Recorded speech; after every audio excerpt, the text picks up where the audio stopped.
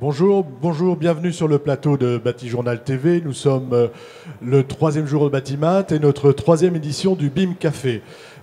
Aujourd'hui, nous nous intéressons à un sujet qui intéresse. Voilà, un sujet qui intéresse. C'est les industriels et les catalogues BIM. On va savoir quels usages de ces catalogues BIM pour les industriels, mais aussi comment on les met en place et où on en est avec la définition des objets qu'on va aller mettre dans ces catalogues. Avec moi, autour de la table, monsieur Paul Sauvage, du CERIB. Et donnez-moi vos fonctions, s'il vous plaît. Bonjour, donc mon nom est effectivement Paul Sauvage. Je suis responsable du pôle diffusion des connaissances au CERIB. Si je peux dire deux mots sur le CERIB, Centre d'études et de recherche de l'industrie du béton, centre technique industriel pour aider à l'amélioration de la qualité dans l'industrie du béton. Merci. À côté de vous, monsieur Nicolas Vicente. Vous êtes directeur grand projet et promotion BIM Chouco France. Et présentez-nous en deux mots Chouco. Bien. Donc, que tout le monde connaît en fait. Très bien. Donc Chouco, un acteur très important européen d'origine allemande sur tout ce qui enveloppe du bâtiment, à savoir les façades et les fenêtres. Voilà. En face de vous, Michael Pezat. Vous êtes directrice commerciale BIM Object. BIM Object. BIM Object, en deux mots, c'est un portail dédié au monde du bâtiment pour les objets BIM. Et BIM Object, c'est une société suédoise dont le siège social est basé à Malmö. Et aujourd'hui, nous avons en fait 14 filiales dans le monde. Et j'ai la responsabilité de la filiale France et je m'occupe aussi du marché belge. À côté de vous, monsieur Bertrand Assema, Tecnal, un autre aluminier. Vous êtes directeur informatique client. Et comme vous, comme Chouco, Tecnal, on ne présente pas. Voilà, donc Tecnal est également concepteur de solutions aluminium pour le bâtiment, donc avec une présence internationale et d'origine française pour la marque Tecnal. Et monsieur Laurent Horta, vous représentez ici l'AIMCC. Est-ce que vous pouvez nous en dire un petit peu plus, nous rappeler ce qu'est l'AIMCC?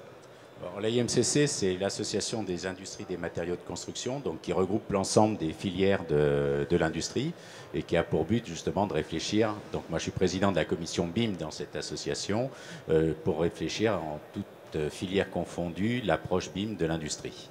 Voilà. Et donc j'ai une démarche normative où on travaille donc avec l'AFNOR, dont je suis président de la commission à l'AFNOR, et avec le plan de transition numérique de Bertrand Delcambre. Alors, on va commencer avec vous. Les industriels sont concernés par le BIM. Est-ce qu'ils sont tous en train de mettre en place des catalogues BIM?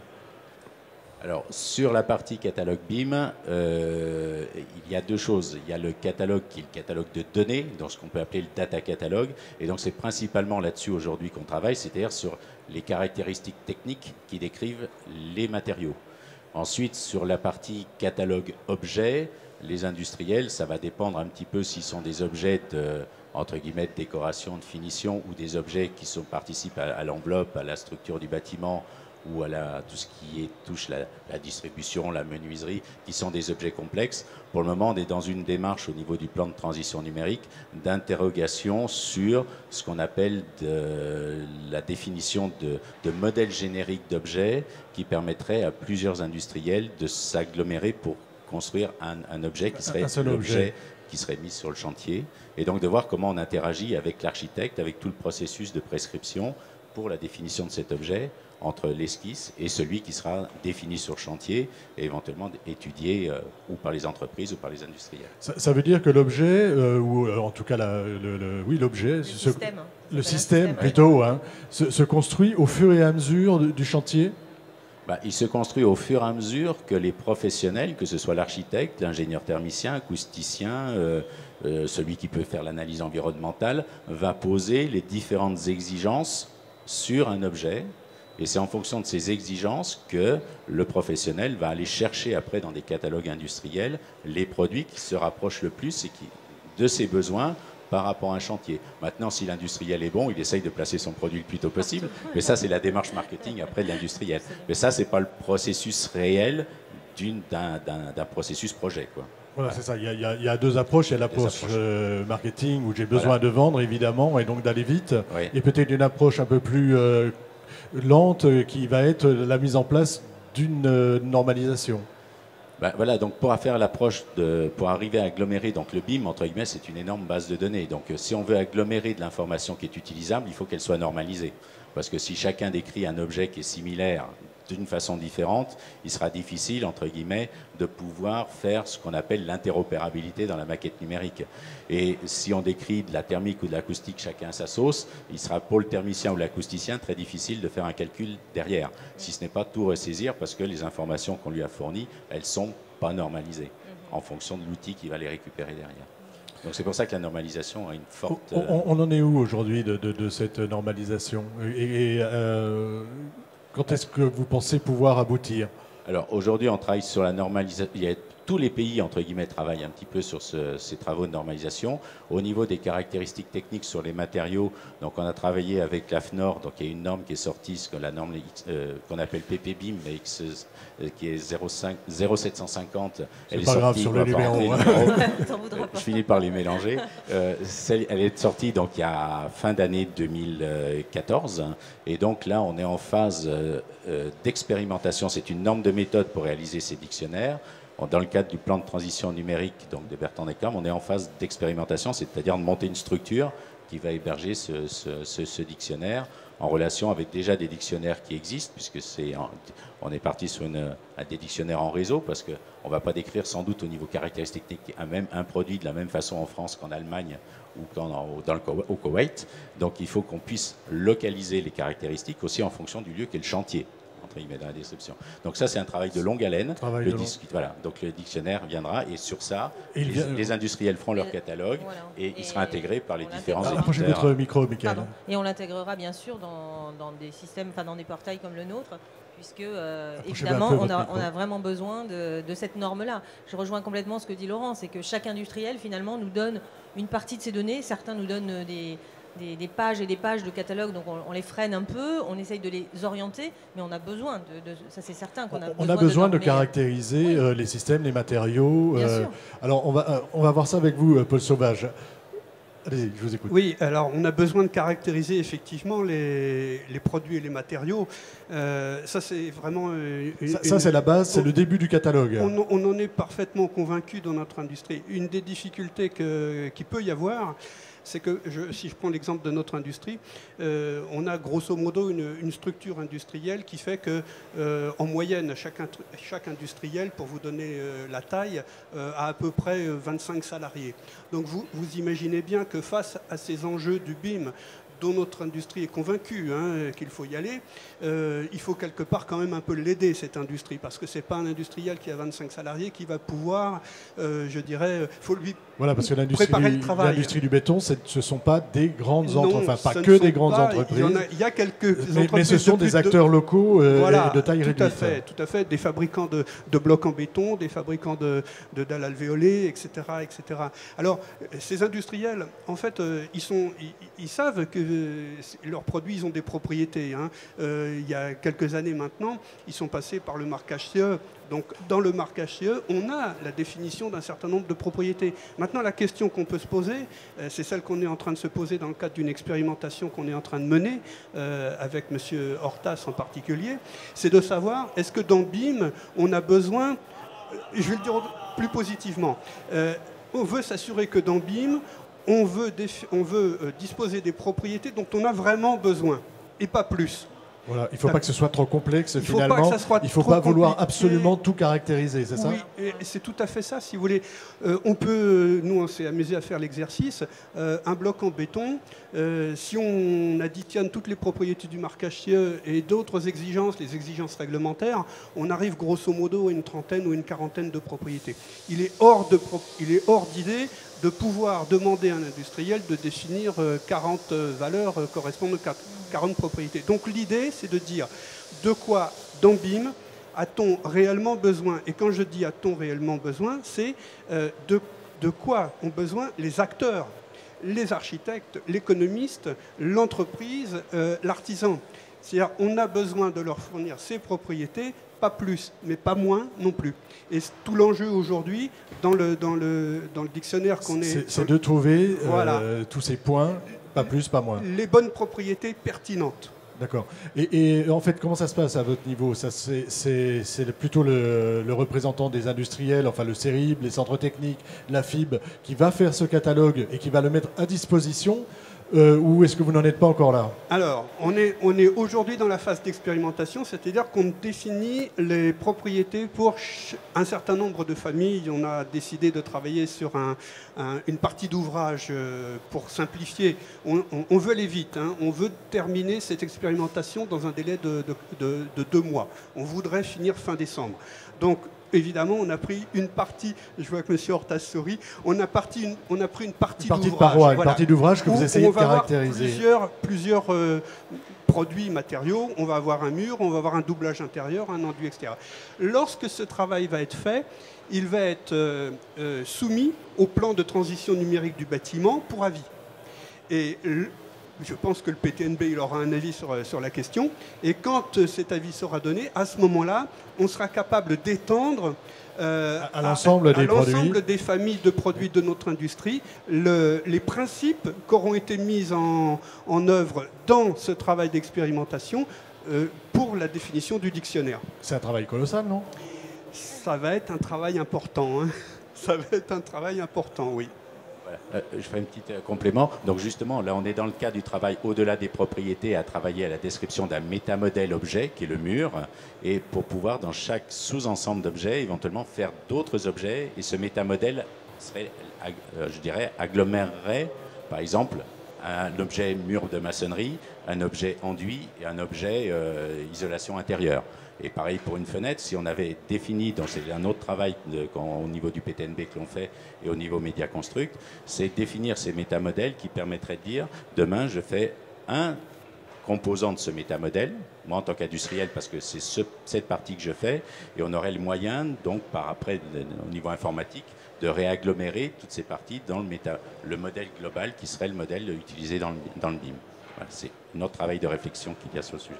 Alors, on a 2 industriels de la façade et de la menuiserie avec nous qui ont déjà, eux, bien avancé sur le BIM parce que tous les deux, je crois que vous avez déjà un catalogue.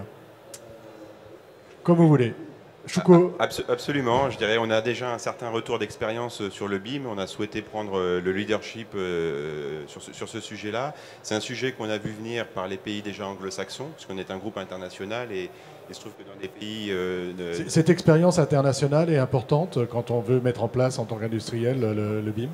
Absolument, oui, tout à fait. Absolument. On voit en Angleterre, par exemple, ou dans les pays anglo-saxons, où le BIM a tendance à se systématiser, hein, de manière même maintenant obligatoire. Maintenant, c'est obligatoire, de 2016 en fait. C'est 2016 en Angleterre. Pour les bâtiments publics, pour les appels d'offres de bâtiments publics. Donc, de par ce retour d'expérience, on a souhaité prendre tout de suite le leadership là-dessus et mettre un certain nombre d'actions en place. Et ce retour d'expérience-là, on va maintenant l'utiliser pour pouvoir attaquer le marché français sur le BIM. Chez Tecnal, ça se passe comment? Vous aviez déjà une expérience étrangère sur laquelle vous vous êtes appuyé, ou est-ce que vous êtes parti de rien? Donc on a exactement le même retour d'expérience que nos collègues Choucaud, puisqu'on s'est vraiment appuyé sur le retour de nos collègues, notamment sur le marché anglais, qui a été assez précurseur sur ce sujet du BIM. Donc on a vraiment collaboré avec eux pour créer notre bibliothèque de produits, donc sur le même principe, bibliothèque de produits. Alors comment ça se passe très concrètement? Oui. Vous êtes tous les deux vous avez déjà mis en place un catalogue. Si on a d'autres industriels qui sont moins en avance que vous, qu'est-ce que vous avez mis en place au sein de Tecnal? Comment ça se passe pour passer du catalogue papier? Il y avait déjà le catalogue informatique, hein, j'en doute bien, je m'en doute, mais et pour aller jusqu'au catalogue BIM. En fait, l'approche, elle est assez simple. Soit vous avez en interne des gens avec la compétence pour réaliser les objets aux différents formats numériques souhaités, et ensuite vous mettez ces objets à disposition, soit au travers de vos sites internet, soit en collaboration avec des plateformes type BIM Object.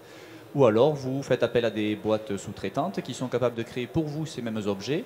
C'est le cas également de BIM Object qui peut aussi vous accompagner sur la réalisation des objets et les mettre ensuite à disposition. Donc soit vous avez la compétence en interne, soit vous faites appel à des entreprises sous-traitantes qui vont vous aider à réaliser ces objets-là, qui vont en fait vous aider à numériser un petit peu vos catalogues techniques et vos brochures commerciales. C'est un petit peu l'idée. L'idée, c'est ça, c'est la numérisation de ce qui existe déjà en fait. Voilà, oui, on part de DWG, on part de SolidWorks, c'est tout ce genre de fichiers. Et on accompagne effectivement les industriels aussi aujourd'hui sur les différents logiciels utilisés sur le marché que sont Revit, Archicad. Voilà, c'est ça, parce qu'après, il faut que tout ça soit compatible. Voilà. Alors, ça, c'est un autre débat. Chez Schuco, votre expérience, vous, c'est pareil, c'est de l'interne, vous avez fait appel à l'externe, et puis après, ce que je voudrais savoir, moi, c'est en termes de moyens, combien ça coûte, quoi? Oui, alors le retour d'expérience est assez similaire. Chez Schuco, on a un recrutement en interne de dessinateurs qui sont capables de faire ces maquettes. Donc on a comme cela la quasi-totalité de nos produits, en tout cas les produits les plus courants qui sont numérisés. C'est-à-dire ce que vous aviez déjà en catalogue informatique, enfin en proposition de documentation commerciale, de choses comme ça, oui. Il faut les reprendre et les redessiner? Absolument. Il y a différents... D'accord, donc on ne peut pas passer rapidement finalement de l'un à l'autre?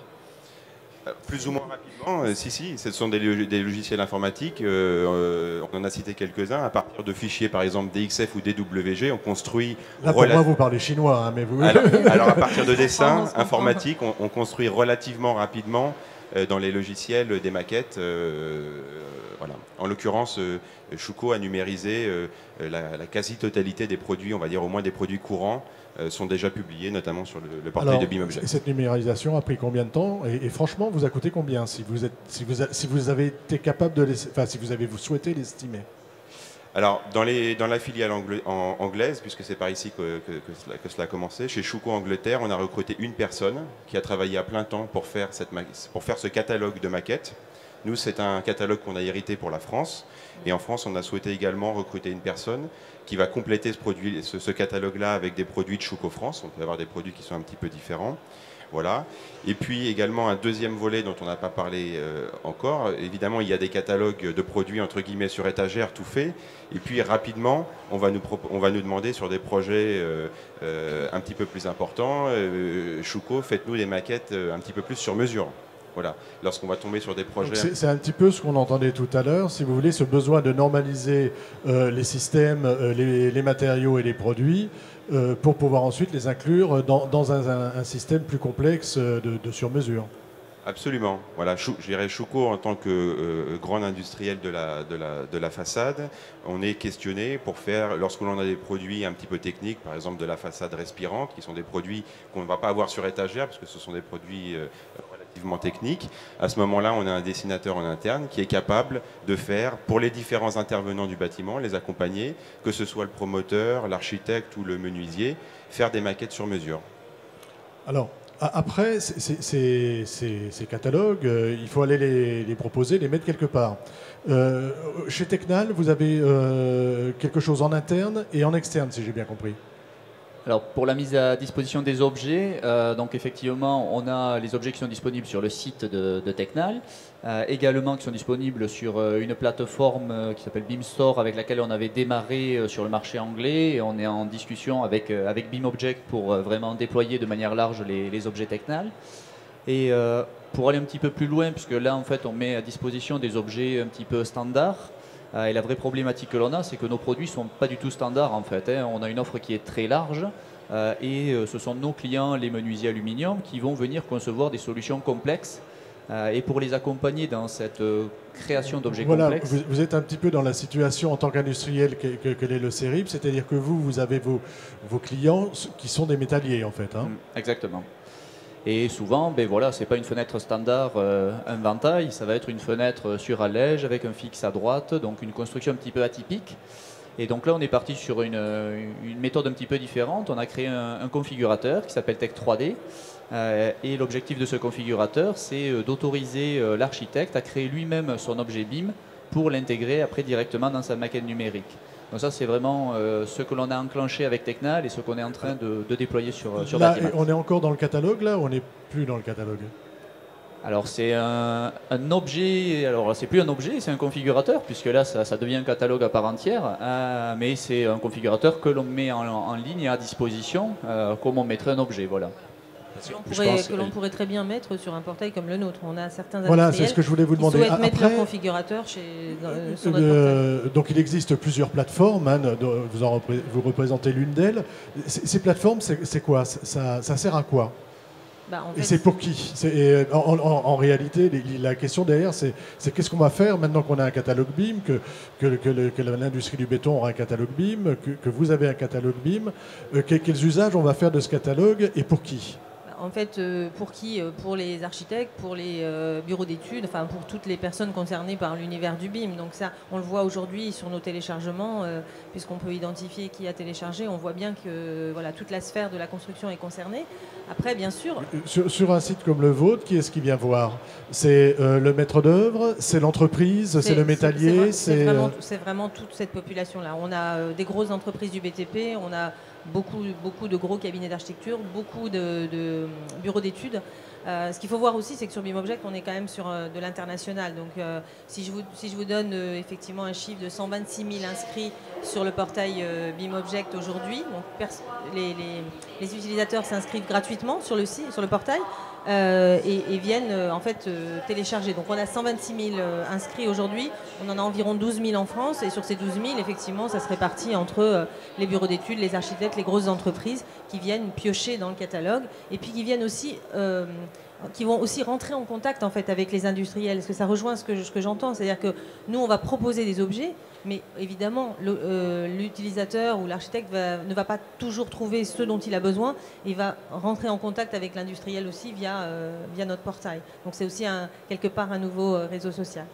Vous vouliez réagir tout à l'heure? Parce qu'on parle de catalogue d'objets, mais comme on dit, là, avec les configurateurs, en tant qu'industriel, moi, j'ai aussi la casquette de Saint-Gobain. On est aujourd'hui pour ces objets qui sont très spécifiques et où ça demande de la connaissance métier et de la connaissance sur les matériaux et technologiques. Entre guillemets, c'est plus des catalogues statiques, c'est des vrais logiciels experts où on a rentré de l'intelligence dans les outils pour assister nos équipes techniques, entre guillemets. En tant qu'industriel, autour du BIM, on ne se contentera plus, je pense, demain de mettre des catalogues à disposition. Ouais. C'est comme on faisait en prescription, on accompagne, comme on le fait dans d'autres domaines industriels, on fait une sorte de co-design, si je peux appeler. C'est-à-dire on va se connecter à la maquette numérique et on va être avec des outils informatiques. Comme le bureau d'études en a, l'architecte il a son outil de dessin.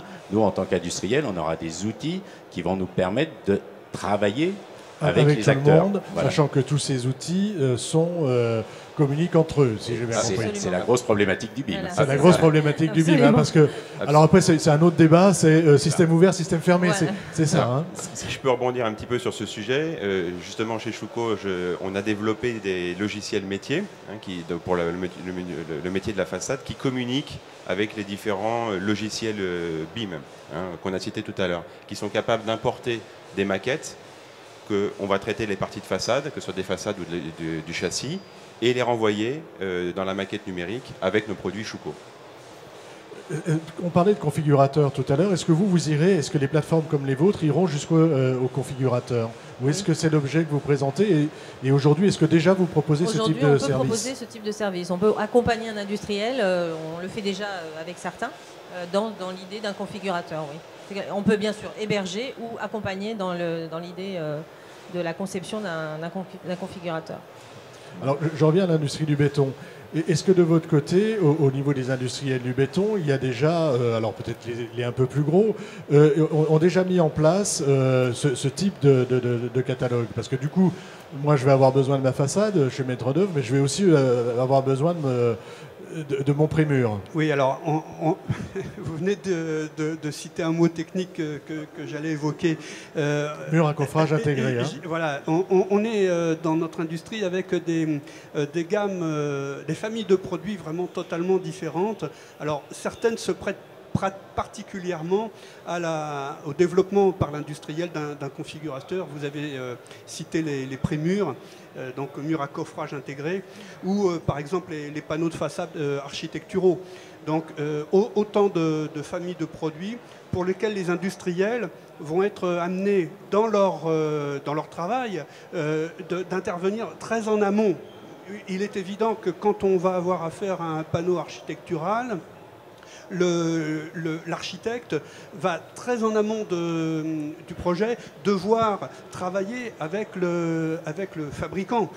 Pourquoi? Parce qu'il y a toujours des optimisations qui peuvent être trouvées conjointement par l'industriel et l'architecte. Donc typiquement, on est ici dans un cas où un certain nombre d'industriels dans notre profession ont évidemment développé ces logiciels et ces outils pour pouvoir échanger le plus rapidement possible avec les architectes ou avec les entreprises générales. Sur d'autres familles de produits, on n'est pas tout à fait dans ce contexte-là. Donc on a des cas qui peuvent être très variés dans notre industrie. Oui. Non, ce que je veux dire, c'est que ce que vous dites est vrai pour toute la profession. C'est sûr que c'est beaucoup plus simple de proposer, on va dire, une baignoire ou une chaise que d'aller mettre en œuvre, de mettre en avant une fenêtre ou une porte, qui sont des produits très compliqués. Donc c'est vrai qu'après, il faut tempérer par rapport à ces développements. On n'est pas du tout sur les mêmes niveaux.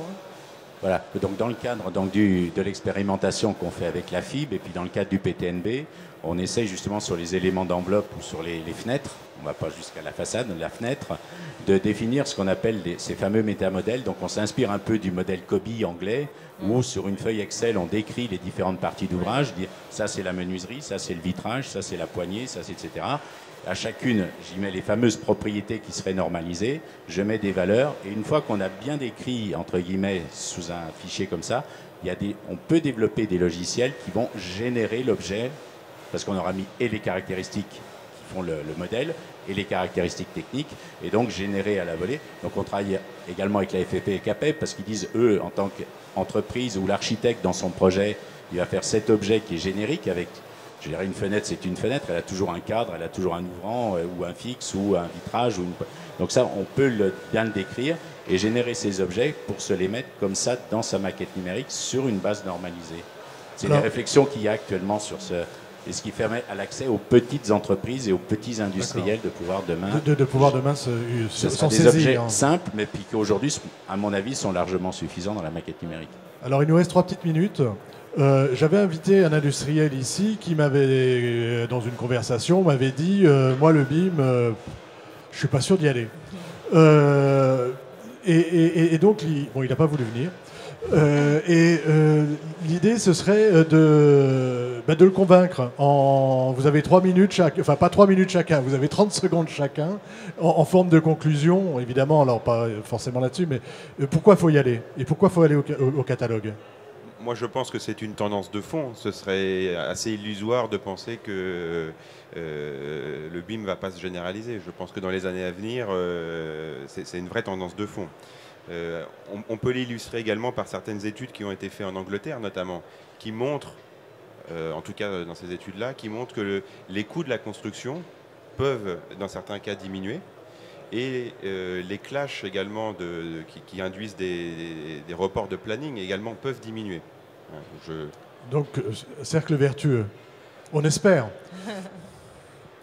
Michael ? J'ai lu un article qui disait que le BIM, aujourd'hui, c'est équivalent à la perspective à la Renaissance. Donc, effectivement, je pense qu'aujourd'hui... Moi j'ai démarré mon activité il y a 2 ans ici à Batimat. Chaque fois que je montais sur les stands, je leur parlais du BIM, on me disait « Le quoi ? Le quoi ?» Oui, et aujourd'hui... Voilà. Aujourd'hui, on voit que ça a avancé et surtout, on ne va pas retourner en arrière. Donc, j'ai envie de dire à cet industriel, il faut parler avec des confrères, il faut se voir, il ne faut pas avoir peur, il ne faut pas y aller non plus n'importe comment, mais on peut pas, je pense qu'on n'ira pas en arrière. Il faut se faire accompagner. Il faut se faire accompagner. Oui, je pense qu'il n'y a vraiment aucun doute à avoir autour du BIM. Si on veut aller effectivement vers des bâtiments plus performants, sur des bâtiments moins chers en termes de coûts de production, en termes de coûts de maintenance, en termes également de suivi de toute la vie du bâtiment, pour moi le BIM est vraiment le bon support. Et c'est quelque chose que l'on voit, certes sur le marché français, mais qu'on voit vraiment énormément à l'international, que ce soit aux États-Unis, à Singapour. Donc si on ne veut pas passer à côté des marchés internationaux, il faut y aller. Non, c'est vraiment la solution du futur. Monsieur Hortas. Moi, je dirais, il dit qu'il ne veut pas y aller, mais peut-être comme dire, je fais de la prose sans savoir que je fais de la prose, il en fait déjà sans... Voilà, peut-être qu'il a déjà sans savoir. Aujourd'hui, on est obligé de toute façon de communiquer nos informations. On le faisait sur format papier, on les a fait sur format Internet, et le faire sous le format BIM, c'est-à-dire le faire sous format structuré, donc sous format de base de données. Donc je pense que même en interne, déjà, pour faire son propre commerce, il a déjà structuré une partie de ses données qui pourrait faire basculer au niveau d'entreprise, donc il pourrait le faire. Donc de toute façon, il faut y aller, c'est une tendance il faut y aller, voilà. Mais c'est une autre façon de formaliser de l'information qu'il a chez lui, quoi, c'est tout. Paul Sauvage, c'est pour vous le mot de la fin. Ouais, vous me laissez c'est pas le plus facile. Moi, je dirais que BIM a aussi un certain nombre d'intérêts pour les industriels, y compris pour les industriels qui pourraient penser qu'ils ne sont pas concernés, tout simplement par le fait qu'à l'aide de BIM, on va gérer très en amont la liaison entre l'industriel et le maître d'œuvre, même pour une maison individuelle où il n'y a pas d'architecte. Et donc, potentiellement, c'est aussi un outil qui permet d'éviter les problèmes sur chantier et donc les retours de produits en usine. D'où l'importance de caractériser et d'avoir un bon catalogue. Merci beaucoup. On aurait pu en parler pendant des heures. Merci. On avait une demi-heure et bravo, merci à vous. Merci, au revoir. Merci. Au revoir.